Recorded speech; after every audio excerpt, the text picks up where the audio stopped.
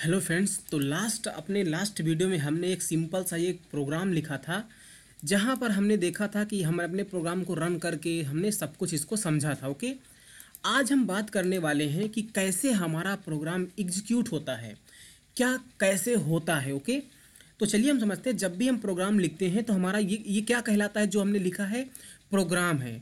Programme में कई सारे इंस्ट्रक्शन होते हैं, जैसे यहाँ पर एक इंस्ट्रक्शन है, ये दूसरा इंस्ट्रक्शन है, ये तीसरा इंस्ट्रक्शन है, ये फोर्थ नंबर का इंस्ट्रक्शन है।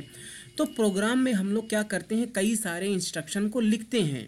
इन सारे इंस्ट्रक्शन को मिला करके हमारा एक प्रोग्राम बनता है ना। तो हमें देखिए, जो ये हमारे प्रोग्राम को रन करता है, कंपाइल करता है, उसे हम बोलते हैं कंपाइलर। जो हमने डाउनलोड करके उसका पाथ भी सेट किया था, आपने देखा था। तो क्या होता है, पहले हमारे प्रोग्राम को कंपाइल किया जाता है, उसके बाद हमारे प्रोग्राम को रन किया जाता है। कंपाइलेशन का मतलब देखिए, सिंपल भाषा में अगर मैं बताऊं, ज़्यादा डिटेल में हम लोग नहीं जाएंगे। हमारे प्रोग्राम को लाइन बाय लाइन चेक किया जाता है, और हमारा जो ये प्रोग्राम है हमेशा इस मेन फंक्शन से स्टार्ट होगा। ओके, मेन यहाँ पर एक फंक्शन है जिसको हम आगे बहुत डिटेल में बात करेंगे। अभी एक मैं सिंपल सा ओवरव्यू आपको दे रहा हूँ। तो हमेशा हमारा प्रोग्राम क्या होता है, मेन फंक्शन से ही एग्जीक्यूट होता है, और इन सारी चीज़ों को लाइन बाय लाइन ऊपर से लेके नीचे तक एग्जीक्यूट करेगा। तो सबसे पहले ये वाली लाइन एग्जीक्यूट होगी, फिर उसके बाद ये वाली, इसी तरह से एक एक लाइन करके वो लास्ट तक एग्जीक्यूट करते हुए जाता है। तो क्या होता है कि जैसे हमने यहाँ पर लिखा है सिस्टम सीएलएस, तो ये एक प्री डिफाइंड चीज़ें हैं। प्री डिफाइंड मतलब जो पहले से बनी हुई हैं, उनको मैं क्या कर रहा हूँ, यूज कर रहा हूँ। लेकिन देखिए क्या है, जब भी हम कोई भी इंस्ट्रक्शन अपने प्रोग्राम में लिखते हैं, तो हर एक इंस्ट्रक्शन का मतलब कंपाइलर को पता होना चाहिए।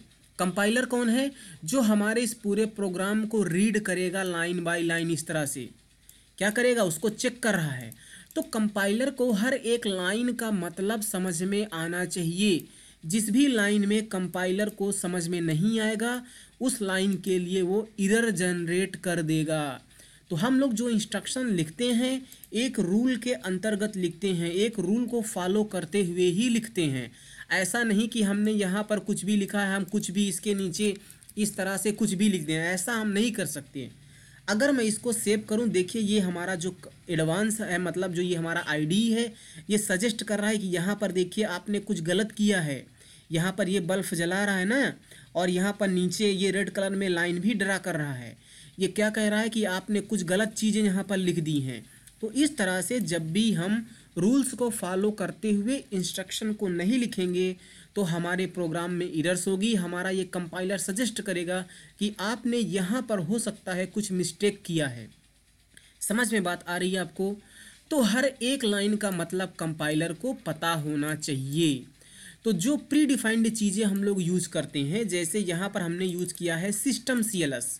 हमने सिस्टम क्या है, ये भी एक फंक्शन है, इसको हम आगे देखेंगे बाद में। हमने इसका यूज़ किया, तो इसका मतलब बताने के लिए इस इंस्ट्रक्शन का डिक्लेरेशन जिस भी हेडर फाइल में है, उसको हमें अपने इस प्रोग्राम में इंक्लूड करना पड़ेगा।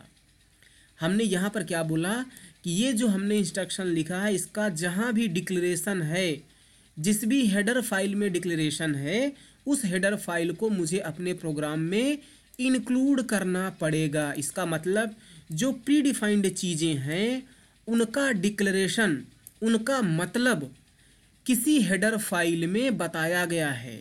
तो जब मैं प्री डिफाइंड चीज़ों का यूज़ करूँगा, तो उसका डिक्लेरेशन जिस भी हेडर फाइल में होगा, उस हेडर फाइल को मुझे अपने प्रोग्राम में इंक्लूड करना पड़ेगा, इस तरह से, है ना। अगर मैंने इसको यूज़ कर लिया, लेकिन इसके लिए जो हेडर फाइल चाहिए उसको हमने अपने प्रोग्राम में इंक्लूड नहीं किया, तो कंपाइलर एरर दे देगा, कंपाइलर एरर जनरेट करेगा। समझ में आ रहा है? तो जैसे हमने यूज़ किया सिस्टम सीएलएस, ये एक प्री डिफाइंड चीज़ है। इसका डिक्लेरेशन कहाँ पर है, stdlib.h हेडर फाइल में है। .h, तो h का मतलब यहाँ पर है हेडर फाइल, और ये नाम है हेडर फाइल का। तो क्योंकि इसका डिक्लेरेशन इस हेडर फाइल में है, इसलिए हमने इस हेडर फाइल को अपने प्रोग्राम में क्या किया है, इंक्लूड किया है। इंक्लूड करने का सिंटेक्स क्या होता है, हैश लगाइए, इंक्लूड कीवर्ड को लिखिए और उसके बाद इस एंगुलर ब्रैकेट के अंदर उस हेडर फाइल का नाम लिखिए।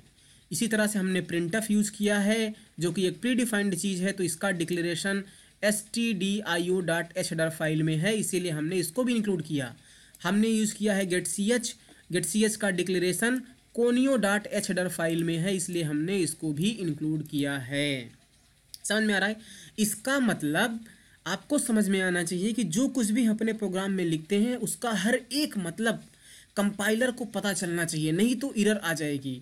और जब भी एरर आएगी तो बिना एरर को दूर किए हुए आप प्रोग्राम को रन नहीं कर सकते हो, आपका आउटपुट नहीं मिलेगा। जैसे मैं इस प्रोग्राम को रन कर रहा हूँ तो हमें यहाँ पर कुछ ना कुछ आउटपुट मिलेगा, जैसे मिल रहा है हेलो सी। ये प्रोग्राम इसीलिए रन हो रहा है क्योंकि हमारे इसमें कोई एरर नहीं है ना, तो इसलिए हमें आउटपुट मिल गया। लेकिन चलिए अगर मैं अपने इस प्रोग्राम में थोड़ी एरर कर देता हूँ, मान लीजिए मैं यहाँ पर सेमी कॉलन ना लगाऊँ।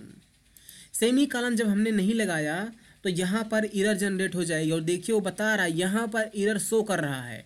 क्या कह रहा है, एक्सपेक्टेड अ सेमी कॉलन। वो बता रहा है कि आपने, ऐसा लग रहा है कि कहीं पर सेमी कॉलन को मिस कर दिया है और हमने यहाँ पर मिस किया है। तो जहाँ पर एरर जनरेट कर रहा है उसके एक लाइन ऊपर या एक लाइन नीचे आप देखो, वहीं कहीं पर मिस्टेक हो सकती है। अब अगर मैं सोचूं कि हमारे प्रोग्राम में एरर है फिर भी मैं अपने प्रोग्राम को रन कर दूं तो हमें वो आउटपुट नहीं मिलेगा जो मिल रहा था, बल्कि यहाँ पर क्या बता रहा है कि इस वाली लाइन पे आपने सेमी कॉलन को मिस कर दिया है। लास्ट में कह रहा है expected semicolon before get ch। क्या कह रहा है, गेट ch के पहले एक सेमी कॉलन एक्सपेक्टेड है यहाँ पर, तो हमें देखो आउटपुट नहीं मिल रहा है ना।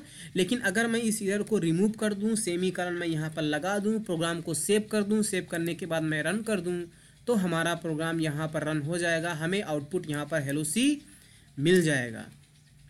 तो आपको क्या समझ में आया? आई होप कि आपको बहुत सारी चीज़ें समझ में आई होंगी। अगर आप बिगिनर हैं तो इसका मतलब कि हमें एरर को रिमूव करना ही करना पड़ेगा। और दूसरी बात हमने सीखा कि हर एक इंस्ट्रक्शन का मतलब कंपाइलर को समझ में आना चाहिए, नहीं समझ में आएगा तो वो एरर जनरेट करेगा।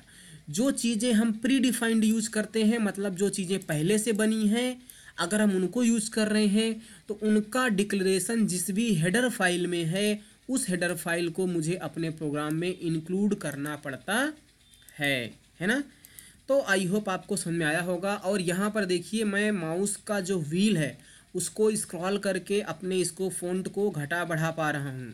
अगर आप भी ऐसा करना चाहते हो तो आप यहाँ पर आइए मैनेज में और सेटिंग में आइए। सेटिंग में आने के बाद आप टाइप करिए माउस व्हील। जब टाइप करोगे आप तो यहाँ पर देखिए, यहाँ पर एक ऑप्शन आ रहा है mouse wheel zoom the font of the editor when using mouse wheel and holding CTRL। मतलब CTRL दबा करके CTRL प्लस माउस व्हील का यूज़ करके आप अपने फ़ॉन्ट को घटा बढ़ा सकते हो। तो इसको आप चेक कर लेना, ओके। चेक कर लोगे तो आप ऐसा कर पाओगे। तो जब आप कंट्रोल प्रेस करके कंट्रोल प्लस माउस व्हील को आप घुमाओगे तो आप फ़ॉन्ट को छोटा बड़ा कर सकते हो। ये मेरे लिए बहुत ज़्यादा ज़रूरी है क्योंकि मैं वीडियोज़ बनाता हूँ, ओके। तो धीरे धीरे आपको सारी चीज़ें इस विजुअल स्टूडियो कोड जो आईडी है पता चल जाएगा। अपने अगले वीडियो से हम बहुत अच्छी चीज़ें सीखने वाले हैं सी लैंग्वेज में, ओके। सो आई होप आपको ये समझ में आया होगा। Thank you so much, bye bye.